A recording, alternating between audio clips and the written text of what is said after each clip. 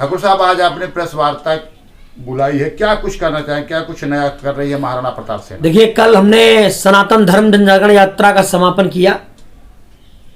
आपको पता है कि 8.5 लाख हमने हनुमान चालीसा बांटे। अभी 11,11,000 हनुमान चालीसा पूरे हमने बांटने का संकल्प लिया था, जिसमें 8,51,000 हनुमान चालीसा बढ़ चुका है। शेष 2.5 लाख हनुमान चालीसा 2.5-3 लाख के आसपास मेरे पास अभी बचे हुए हैं, जिनको हम अक्षरधाम से अयोध्या यात्रा हमारी अतिशीघ्र है।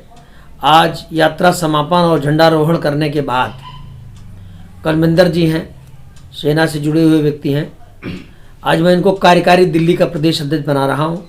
मेरी बहुत बहुत बधाई है, शुभकामनाएं हैं कि महाराणा प्रताप सेना को घर घर में पहुंचा दें, हर विधानसभा में पहुंचा दें, हर जिले में पहुंचा दें। और मैं तो चाहता हूं कि ये प्रदेश अध्यक्ष कार्यकारी ही न बने। केजरीवाल को हटाकर अगर इनके अंदर ताकत है तो हम तो इन्हें मुख्यमंत्री का सीएम कैंडिडेट भी घोषित करने की क्षमता रखते हैं, क्योंकि मैं भारतीय जनता पार्टी के शीर्ष नेतृत्व से पहले ही कह चुका हूं कि महाराणा प्रताप सेना ने ठाना है दिल्ली से केजरीवाल मुक्त बनाना है। भारतीय जनता पार्टी के पास न यहाँ बुनियाद है न जमीन है। तो दिल्ली में तो अगर सरकार बनेगी, क्योंकि हम अहिल्याबाई होलकर का भी सम्मान करते हैं, हम महर्षि वाल्मीकि का भी सम्मान करते हैं, हम महाराणा प्रताप का भी सम्मान करते हैं, हम भगवान परशुराम का भी सम्मान करते हैं। महाराणा प्रताप सेना सर्व समाज की संस्था है। हम देश का प्रधानमंत्री मोदी जी को देखना चाहते हैं, लेकिन सांसद और विधायक हम बदलने के लिए समय समय पर प्रस्ताव भेजते रहते हैं, चाहे वह उत्तर प्रदेश के विधायक सांसद हो, चाहे वह दिल्ली के सांसद विधायक हो। मोदी जी के नाम पर जीतने वाले सांसद विधायक मेरी चेतावनी सुन लें, अब मोदी जी के नाम पर सांसद विधायक तो नहीं बनने दूंगा, चाहे इसके लिए मुझे किसी भी हद तक क्यों ना जाना पड़े।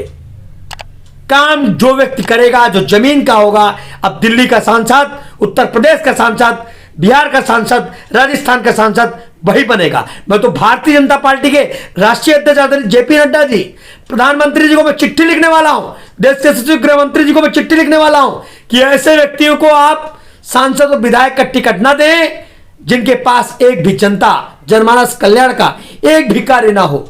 ऐसे जनप्रतिनिधियों को भारतीय जनता पार्टी एकदम टिकट ना दे, क्योंकि जनता का काम होना चाहिए। मोदी जी को सब चाहते हैं कि प्रधानमंत्री बने, लेकिन मोदी जी को प्रधानमंत्री और योगी जी को मुख्यमंत्री बनाने के लिए हमें विधायकों की संख्या, सांसदों की संख्या करनी पड़ेगी।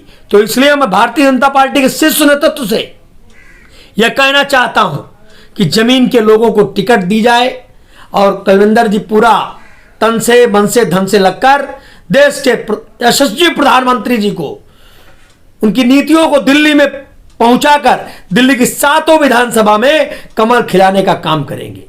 और दिल्ली की 17 विधानसभा में आने वाले 2025 के चुनावों में भी ये अपने कार्यकारी प्रदेश अध्यक्ष के रहते हुए दिल्ली की समस्त विधानसभाओं में भारतीय जनता पार्टी का कमल खिलाने का काम करेंगे। भारतीय जनता पार्टी को तय करना है कि इनको सीएम बनाएगी, इनको डिप्टी सीएम बनाएगी, इनको मंत्री बनाएगी, लेकिन मेरा प्रयास अगर रहा तो मैं तो इनको दिल्ली का मुख्यमंत्री बना सकता हूं। बस इनको ही अपनी ताकत और क्षमता देखनी होगी।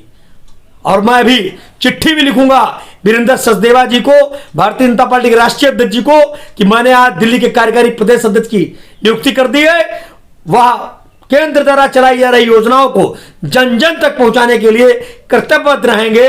और दिल्ली की जिम्मेदारियां 70 विधानसभा और 7 लोकसभा की मैं कार्यकारी अध्यक्ष कलविंदर जी को जिम्मेदारी देता हूं। बहुत बहुत बधाई और शुभकामनाएं।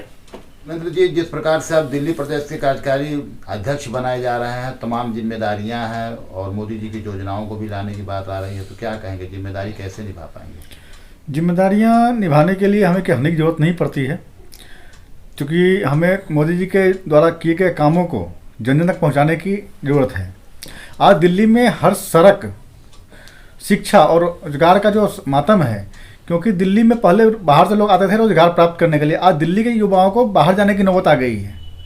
दिल्ली में कोई रोजगार नहीं है, दिल्ली में सड़क ऐसी टूटी हुई है कि 2 किलोमीटर के रास्ते को पार करने के लिए 15 मिनट 20 मिनट लगती है, क्योंकि हर जगह खुदा हुआ है। कोई 2 साल 3 साल सड़कें खुदी हुई है। बिहार में 2005 से पहले जो सरकार थी और जब सड़कों की स्थिति थी उससे भी बदतर स्थिति दिल्ली की आज हो गई है। तो सबसे पहले तो हम कहेंगे सड़क, शिक्षा और रोजगार जन जन का है ये अधिकार। ये हर व्यक्ति का अधिकार है कि सड़क, शिक्षा, रोजगार उसके पास हो। और किसी भी गवर्नमेंट से हमें कोई पद की लालसा नहीं है, कोई अधिक की लालसा नहीं है। हम तो देश की जनता के लिए, दिल्ली की जनता के सदैव साथ में काम करेंगे, उनके हमेशा बेटे बनकर काम करेंगे उनके। जिस सेना के आप कार्यकारी अध्यक्ष बन रहे हैं दिल्ली प्रदेश के जी, और उनका फैसला हुआ कि 11 फरवरी को अक्षरधाम से अयोध्या तक की जो यात्रा जा रही है उसमें आप कैसी तैयारी कर उसमें सर हम ज़्यादा से ज़्यादा संख्या यहाँ से कोशिश करेंगे जनता को जोड़ करके और वहाँ पे हम लेके चलने के लिए।